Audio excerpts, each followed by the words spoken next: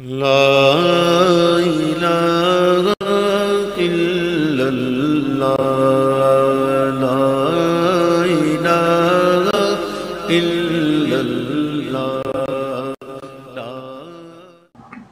مسئلہ یہ ہے کہ شیخ کامل مکمل کا ادب کرنا ضروری ہے. فرماتے ہیں تقصیر در آداب شیخ حرام است کہ معنی ترقیات است. شیخ کا ادب کرنا یہ ناجائز ہے.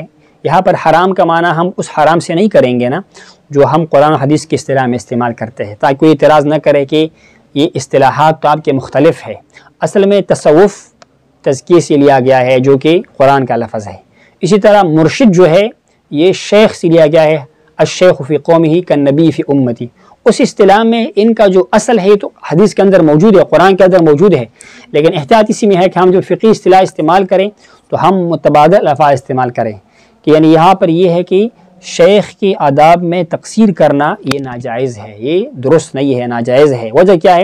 اس سے بندے کو ترقی نہیں ملتی ہے. اللہ کے قرب کے راستے میں جانا ہے، ترقی کرنا ہے تو پھر آپ نے کیا کرنا ہے؟ شیخ کا ادب کرنا ہے. دلیل کیا ہے؟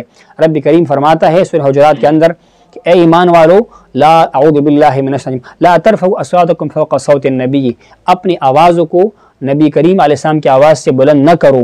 ولا تجہروا لہ بالقول، اور نہ اپنی قول کو اونچا کرو، یعنی بلند آواز سے باتیں نہ کرو جس طرح کہ تم کجہر بعضکم لبعض، جس طرح کہ تم آپس میں ایک دوسرے کے ساتھ باتیں کرتے ہو. دلیل کیا ہے یا اس کا نقصان کیا ہے؟ کیا ہوگا؟ پھر تمہارے اعمال ضائع ہوں گے، اور حال یہ کہ وانتم لا تشعرون، تمہیں علم بھی نہیں ہو، تمہیں شعور بھی نہیں ہوگا. تو اس سے معلوم ہوا کہ شیخ کا ادب کرنا جس طرح اللہ کے حبیب صلی اللہ علیہ وسلم مبارک یہ پوری امت کا صرف نبی اور پیغمبر نہیں ہے بلکہ مرشد اور پیر بھی ہے. امام ربانی رحمہ اللہ فرماتے ہیں کہ پیر اول ہمہ محمد مصطفیٰ صلی اللہ علیہ وسلم، وہ مبارک سب کا پیر اول ہے، پیر ہے، جس طرح انہوں نے فرمایا نا. تو یہ ہے کہ حضور کی وراثت میں شیخ اور مرشد بھی آپ کا کیا ہے؟ گویا وہ حضور کا وارث ہے. ادب آپ کو اسی طریقے سے قریب کرنا پڑتا ہے حضور کی نیابت اور وراثت کے طور پر. تو فرماتے ہیں کہ بے ادبی کیا ہے؟ اس سے انسان کا وہ عمل ساقط ہو جاتا ہے.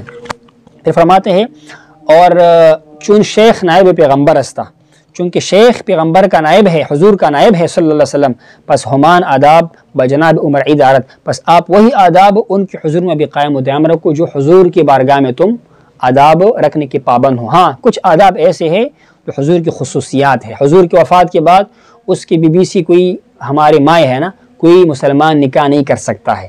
اسی طرح حضور کی جو موجودگی میں جو ہے نا، اگر ایک بندہ کسی بھی بندے کو دوسرا امر نہیں کر سکتا، حضور موجود ہے اپنے طرف سے کی بات. کچھ آداب ایسے ہیں جو حضور کے ساتھ خاص ہے اور شیخ کے حق میں وہ نہیں ہے، لیکن بالعموم یہ ہے کہ آداب کرنا پڑے گا. چنانچہ محبت پیغمبر فرض استا برائے ہمین کے پیغمبر موصل بخدا و محبت او، جس طرح حضور کا محبت کرنا فرض ہے. حضور نے کیا فرمایا؟ تم میں سے کوئی اس وقت تک کامل مومن نہیں ہو سکتا ہے جب تک کہ مجھ سے محبت کرے سب سے بڑھ کر، اپنے آپ سے بڑھ کر، ماں باپ سے، اولاد سے، پوری دنیا سے. اگر یہ محبت نہیں ہوگی تو تمہارا ایمان مکمل نہیں ہوگا. تو حضور کا محبت ہم کیوں کرتے ہیں؟ کیونکہ حضور خدا تک پہنچانے والا ہے صلی اللہ علیہ وسلم، اللہ تعالیٰ تک ہمیں پہنچانے والا ہے، اور حضور کا محبت خدا تک انسان کو لے جاتا ہے اور خدا کی محبت تک لے جاتا ہے. پھر کیا ہے؟ اور محبت موجب است محبت خدا رہا. حضور کی محبت اللہ تعالیٰ کی محبت تک انسان کا موجب یعنی لے جاتا ہے، ان کو واجب کر دیتا ہے، پہنچا دیتا ہے. معیت او موجب اس معیت خدا تعالیٰ رہا.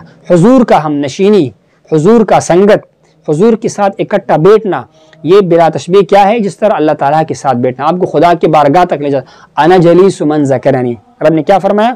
میں اس بندے کے ساتھ ہم نشین ہوتا ہوں بلا تشبیہ لا کیف، کہ جو مجھے یاد کرتا ہو. ذاکرین عارفین اہل اللہ، ایک زبان کا ذاکر ہے، ایک جو حقیقت کا ذاکر ہے.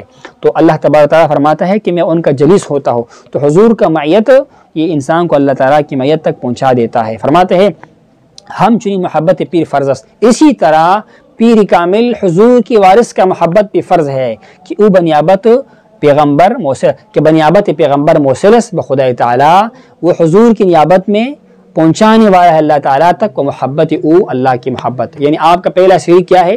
وہ شیخ ہے. دوسری سیڑھی کیا ہے؟ ذات محمد مصطفیٰ صلی اللہ علیہ وسلم. اور تیسری سیڑھی کیا ہے؟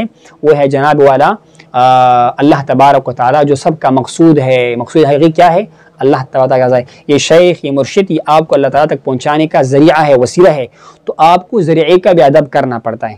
جو کہ مقصود ہمارا بندگی ہے، بندگی کا اظہار نماز سے ہوتا ہے۔ نماز کا مقصد کیا ہے؟ ذکر ہے۔ اقم الصلاۃ لذکری، رب فرماتے ہیں نماز قائم کرو میری یاد کے واسطے۔